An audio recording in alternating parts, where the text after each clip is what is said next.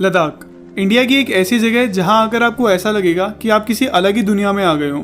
Ladakh undoubtedly India की सबसे unique जगह है जो कि अपने snow capped mountains, cold desert, Buddhist monasteries और अमेजिंग लैंडस्केप की वजह से फेमस है। 11,000 फीट के एवरेज ऑल्टीट्यूड पर स्थित लद्दाख एक बहुत ही माउंटेनियस एरिया है जिसे लैंड ऑफ हाई पासेस के नाम से भी जाना जाता है। लद्दाख में आपको ना सिर्फ इंडिया की बल्कि पूरी दुनिया की हाईएस्ट मोटरेबल रोड्स मिलती है जहां ड्राइव करने का एक्सपीरियंस बहुत ही अमेजिंग होता है। लद्दाख को आप बाइक और कार दोनों पे ही इजीली एक्सप्लोर कर सकते हैं और अगर आप भी लद्दाख की एक ट्रिप प्लान कर रहे हैं तो आज की वीडियो में मैं आपको एक पूरा टूर प्लान एक्सप्लेन करूंगा कि आप कैसे लद्दाख आ सकते हैं, यहाँ अगर आपको क्या क्या विजिट करना चाहिए और आपका ओवरऑल ट्रिप ड्यूरेशन कितने दिन का होगा। वीडियो में आगे बढ़ने से पहले अगर आपको मेरी वीडियोस अच्छी लगती हैं तो चैनल को ज़रूर सब्सक्राइब कर लेना, इससे मुझे काफ़ी मोटिवेशन मिलती है इस तरह की वीडियोस को बनाने के लिए। तो चलिए दोस्तों वीडियो शुरू करते हैं। लद्दाख की ट्रिप प्लान करने से पहले आपको लद्दाख के बारे में कुछ इंपॉर्टेंट बातें जानना बहुत ज़रूरी है। अब क्योंकि लद्दाख बहुत हाई ऑल्टीट्यूड पे लोकेटेड है, यहाँ पे ऑक्सीजन की थोड़ी कमी रहती है जिसकी वजह से आपको यहाँ अक्यूट माउंटेन सिकनेस होने का थोड़ा रिस्क रहता है। इसलिए लद्दाख आने से पहले आपको अपने डॉक्टर से कंसल्ट करके कुछ प्रिकॉशनरी मेडिसिन अपने साथ ज़रूर लानी चाहिए। लद्दाख में विंटर्स के टाइम पे बहुत ज़्यादा हैवी स्नोफॉल होती है, इसलिए यहाँ विजिट करने का बेस्ट टाइम मई से अक्टूबर तक का ही होता है। हालांकि इस टाइम पे भी लद्दाख का टेम्परेचर काफ़ी कम रहता है और कुछ जगह पे तो मई जून के टाइम पे भी ये टेम्परेचर 0 डिग्री से नीचे चला जाता है। इसलिए लद्दाख आने से पहले आप अपने प्रॉपर विंटर क्लोथ्स लेकर ही यहाँ आएँ। तो अब बात करते हैं कि आप लद्दाख पहुँचेंगे कैसे। लद्दाख पहुंचने के लिए आप या तो लेह तक की डायरेक्ट फ्लाइट ले सकते हैं जो कि आपको दिल्ली, मुंबई, श्रीनगर, जम्मू और चंडीगढ़ से इजीली मिल जाएगी, या आप रोड ट्रिप करते हुए लद्दाख आ सकते हैं। मैं आपको स्ट्रांगली रेकमेंड करता हूं कि आपको रोड ट्रिप करते हुए ही लेह आना चाहिए क्योंकि इस रास्ते पे आपको बहुत ही बढ़िया व्यूज़ देखने को मिलते हैं।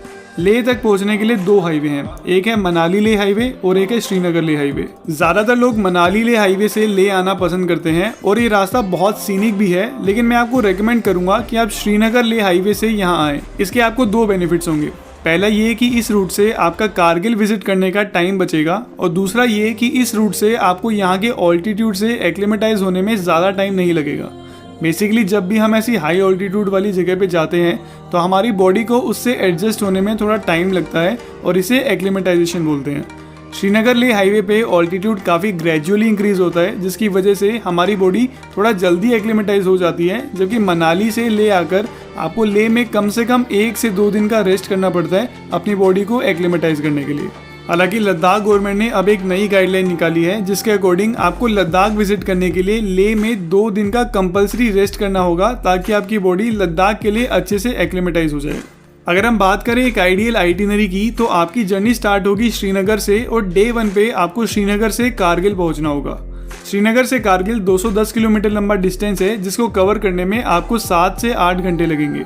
इस जर्नी में आपको यहाँ की ग्रीनरी और टॉल माउंटेन्स के बहुत ही बढ़िया व्यूज़ देखने को मिलेंगे और इस रूट पे आप सोनमर्ग और द्रास वैली से भी होते हुए गुजरेंगे। कारगिल पहुँच गए आपको यहाँ की सबसे main tourist attraction Kargil war memorial में ज़रूर विजिट करना चाहिए। कारगिल वॉर मेमोरियल 1999 में हुई इंडिया पाकिस्तान वॉर में शहीद हुए सोल्जर्स को डेडिकेटेड है। इस वॉर मेमोरियल में आपको कारगिल वॉर से रिलेटेड काफ़ी इंपॉर्टेंट नॉलेज मिलती है और यहाँ आकर आप वॉर में शहीद हुए इंडियन सोल्जर्स को श्रद्धांजलि भी दे सकते हैं। रात के स्टे के लिए आप कारगिल के किसी होटल में चेक इन कर सकते हैं। डे 2 पे आप सुबह कारगिल से लेह के लिए निकलेंगे जो कि 210 किलोमीटर लंबी जर्नी है। कारगिल से लेह तक की जर्नी काफ़ी स्पेशल है क्योंकि इस रूट पे एक्चुअल लद्दाख वाला लैंडस्केप स्टार्ट हो जाता है जिसके व्यूज़ देखते ही बनते हैं। इस रूट को और भी ज़्यादा स्पेशल बनाता है यहाँ की काफ़ी सारी टूरिस्ट प्लेसेस। इस 210 किलोमीटर लंबे रूट पे आप काफ़ी सारी बुद्धिस्ट मोनेस्ट्रीज जैसे कि Lamayuru monastery, Phyang monastery, Spituk monastery, Basgo palace, Mulbekh monastery और आलची और लिक्किर की मोनेस्ट्रीज में विजिट कर सकते हैं। इसके बाद अगला स्टॉप आपको मैग्नेटिक हिल पे लेना चाहिए। माना जाता है कि यहाँ के माउंटेन्स अपनी मैग्नेटिक पावर से आपकी कार को अपने आप अपनी तरफ खींचते हैं। इसके बाद आप नीमू विलेज के पास इंदस और जांस्कार रिवर के मीटिंग पॉइंट पे भी कुछ देर रुक सकते हैं और फाइनली 9 से 10 घंटे की ये जर्नी कंप्लीट करके आप शाम तक लेह पहुँच सकते हैं। लेह पहुँच के आपको अपने होटल में चेक इन करके कुछ देर रेस्ट करना चाहिए ताकि आपकी बॉडी यहाँ की ऑल्टीट्यूड से थोड़ा एक्लेमेटाइज हो जाए। डे 3 पे आप लेह टाउन को अच्छे से एक्सप्लोर कर सकते हैं। लेह टाउन लद्दाख में टूरिज्म के लिए स्टार्टिंग पॉइंट है और इतने हाई ऑल्टीट्यूड पे होने के बाद भी आपको यहाँ सारी बेसिक ज़रूरतों की चीज़ें मिल जाती हैं। ले आकर आपको यहाँ की सबसे आइकॉनिक मॉन्यूमेंट शांति स्तूपा में ज़रूर विजिट करना चाहिए, जो कि एक वाइट कलर का बहुत ही सुंदर डोम स्ट्रक्चर है, जिसे 1991 में जापानीज बुद्धिस्ट मोंक ग्योम्यो नामाकुरा ने बनवाया था। शांति स्तूपा एक काफ़ी इंपॉर्टेंट बुद्धिस्ट साइट है, जहाँ से आपको बैकग्राउंड के माउंटेन्स और ले टाउन का बहुत ही बढ़िया व्यू देखने को मिलता है। इसके अलावा भी आप ले में काफ़ी सारी प्लेसेस जैसे कि हॉल ऑफ फेम, ले पैलेस, सांकर मोनेस्ट्री, शे पैलेस, थिक्सी मोनेस्ट्री, रैंचो स्कूल और ले के मेन मार्केट को एक्सप्लोर कर सकते हैं। 2021 से पहले तक आपको ले आकर लद्दाख के कुछ एरियाज को विजिट करने के लिए एक परमिट लेना होता था। हालांकि अब परमिट का कुछ सीन तो नहीं है, लेकिन अभी भी आपको उन एरियाज को विजिट करने के लिए कुछ फी पे करनी पड़ती है, जो कि आप ऑनलाइन या ले के SDM ऑफिस में जाके पे कर सकते हैं। नई गाइडलाइंस के अकॉर्डिंग डे 4 भी आपको ले में ही स्पेंड करना होगा और डे 3 पे जिन जगह को आप विजिट नहीं कर पाए थे, डे 4 को आप वहां भी विजिट कर सकते हैं। इन साइट सीइंग के बाद दोनों दिन रात का स्टे आप अपने सेम होटल में कर सकते हैं। डे 5 पे आप ले से नुब्रा वैली जाएंगे, जो कि दुनिया की सबसे सीनिक और एडवेंचरस जगहों में से एक है। नुब्रा वैली लद्दाख की एक बहुत ही इंपॉर्टेंट जगह है, जो कि लद्दाख आइटिनरी का एक इनसेपरेबल पार्ट है। ले से नुब्रा वैली तक जाने का रास्ता भी बहुत ही ज़्यादा एडवेंचरस है, क्योंकि इस रास्ते पे आप दुनिया की हाईएस्ट मोटरेबल रोड खारदुंगला पास से होते हुए गुजरेंगे। खारदुंगला पास 18,000 फीट के ऑल्टीट्यूड पे लोकेटेड एक हाई माउंटेन पास है, जहां से आपको पूरे साल बर्फ से ढके स्नो कैट माउंटेन्स का बहुत ही बढ़िया व्यू देखने को मिलता है। हालांकि अब लद्दाख में ही एक उमलिंगला पास भी बन चुका है, जो कि खारदुंगला पास से भी ज़्यादा की ऑल्टीट्यूड पे है, लेकिन वो पास मोस्टली सिर्फ आर्मी वालों के लिए ही खुला रहता है। इसलिए सिविलियंस के लिए आज भी खारदुंगला पास ही दुनिया की हाईएस्ट मोटरेबल पास है। हालांकि रिसेंटली उमलिंगला पास को भी टूरिस्ट के लिए ओपन कर दिया गया है, लेकिन ये पास इंडिया चाइना बॉर्डर के बहुत पास है, इसलिए बॉर्डर पे अगर कोई भी टेंशन होती है तो उमलिंगला पास को टूरिस्ट के लिए तुरंत बंद कर दिया जाता है। खारदुंगला पास क्रॉस करके आप नुब्रा वैली में एंटर होंगे, जहाँ की सीनिक लैंडस्केप से आप बहुत ही ज्यादा इंप्रेस्ड होंगे। नुब्रा वैली आकर आपको सबसे पहले यहाँ की दिस्किट मोनेस्ट्री में विजिट करना चाहिए, जो कि नुब्रा वैली की ओल्डेस्ट बुद्धिस्ट मोनेस्ट्री है। इस मोनेस्ट्री के पास एक बहुत ही बड़ा बुद्धा स्टैचू भी है, जो कि यहाँ की मेन हाईलाइट है। दिस्किट के बाद आप नुब्रा वैली की दूसरी सबसे फेमस लोकेशन हंडर में विजिट कर सकते हैं। हंडर एक ऐसी यूनिक जगह है जहां आपको स्नो कैट माउंटेन्स और रेतीले डेजर्ट एक ही जगह पे देखने को मिलते हैं, और इन कोल्ड डेजर्ट में आप यहाँ के डबल हम कैमल पे कैमल सफारी भी ले सकते हैं। रात का स्टे आप दिस्किट या हंडर के किसी होटल में कर सकते हैं।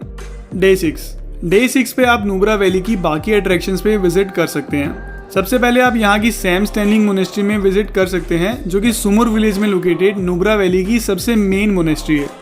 इसके बाद आप पनामिक विलेज के हॉट वाटर स्प्रिंग को भी विटनेस कर सकते हैं, जो कि पूरे साल बहने वाला यहाँ का एकमात्र हॉट वाटर स्प्रिंग है, और माना जाता है कि यहाँ के पानी में काफ़ी मेडिसिनल प्रॉपर्टीज भी होती हैं। इसके बाद आप इंडिया पाकिस्तान बॉर्डर के लास्ट विलेज तुर्तुक में भी विजिट कर सकते हैं, जो कि लद्दाख के सबसे सुंदर विलेजेस में से एक है। ये सभी जगह एक्सप्लोर करने के बाद शाम तक दिस्किट या हंडर आकर आप अपने सेम होटल में स्टे कर सकते हैं। डे 7 पे आप नुब्रा वैली से पेंगोंग लेक के लिए निकलेंगे। नुब्रा वैली से पेंगोंग लेक जाने के लिए आपको शोक रूट लेना होगा, और इस पूरी जर्नी को कंप्लीट करने में आपको 5 से 6 घंटे लगेंगे, जहां आपको पूरे रास्ते बहुत ही अच्छे व्यूज देखने को मिलेंगे। पेंगोंग लेक लद्दाख की सबसे मेन हाईलाइट है, और ये लेक अपने डीप ब्लू वाटर्स और बैकग्राउंड के कॉन्ट्रास्टी माउंटेन्स की वजह से एकदम हेवनली फील देता है। पेंगोंग लेक 14,000 फीट के ऑल्टीट्यूड पे स्थित दुनिया का सबसे ऊंचा सॉल्ट वाटर लेक है, जिसे अपनी नेचुरल ब्यूटी की वजह से दुनिया के सबसे सुंदर लेक्स में भी गिना जाता है। हालांकि पेंगोंग लेक में आपको कभी भी स्विमिंग ट्राई नहीं करनी चाहिए, क्योंकि यहाँ का पानी इतना ठंडा होता है कि आपको यहाँ सीरियस हेल्थ प्रॉब्लम्स भी हो सकती है। पेंगोंग लेक में कुछ टाइम स्पेंड करने के बाद आप स्पांगमिक के किसी होटल में नाइट स्टे कर सकते हैं। डे 8 पे आप सुबह पेंगोंग लेक पे कुछ टाइम स्पेंड करके हानले के लिए निकलेंगे।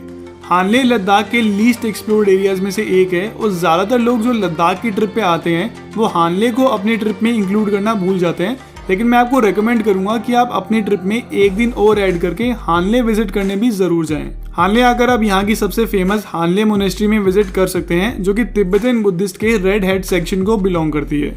इसके बाद आपको हानले की इंडियन एस्ट्रोनॉमिकल ऑब्जर्वेटरी में भी जरूर विजिट करना चाहिए, जो कि 14,000 फीट के ऑल्टीट्यूड पे स्थित दुनिया की हाईएस्ट ऑब्जर्वेटरीज में से एक है। इस ऑब्जर्वेटरी को Indian institute of astrophysics operate करता है, और यहाँ के पावरफुल टेलीस्कोप की मदद से आप लद्दाख के क्लियर स्काईज में स्टार गेजिंग भी कर सकते हैं। नाइट स्टे के लिए आप हानले के किसी होटल में या इंडियन एस्ट्रोनॉमिकल ऑब्जर्वेटरी के गेस्ट हाउस में स्टे कर सकते हैं। डे 9 पे आप हानले से सो मोरिरी लेक के लिए निकलेंगे। हानले से सो मोरिरी लेक जाने के 3 रास्ते हैं, लेकिन इनमें से सबसे कन्वीनियंट रास्ता है हानले से लोमा, न्योमा और माहे ब्रिज होते हुए, जो कि 150 किलोमीटर लंबा रास्ता है और इसे कवर करने में आपको 4 से 5 घंटे लगेंगे। सो मोरिरी लेक पेंगोंग लेक की तरह एक बहुत ही सुंदर ब्लू वाटर लेक है, लेकिन ये लेक पेंगोंग लेक जितना फेमस नहीं है, इसलिए आपको यहाँ ज़्यादा क्राउड देखने को नहीं मिलेगा। सो मोरिरी लेक इंडिया का हाईएस्ट ऑल्टीट्यूड लेक है, जो पूरी तरह से इंडियन टेरिटरी में लोकेटेड है। सो मोरिरी लेक की नेचुरल ब्यूटी को कुछ देर विटनेस करने के बाद आप लेक के लिए निकल सकते हैं, जो कि यहाँ से 220 किलोमीटर दूर है और इस डिस्टेंस को कवर करने में आपको 6 से 7 घंटे लगेंगे। ले पहुँच के आप यहाँ किसी होटल में स्टे कर सकते हैं। डे 10 आपकी लद्दाख आइटिनरी का लास्ट डे होगा और इस दिन आप ले से मनाली के लिए निकलेंगे।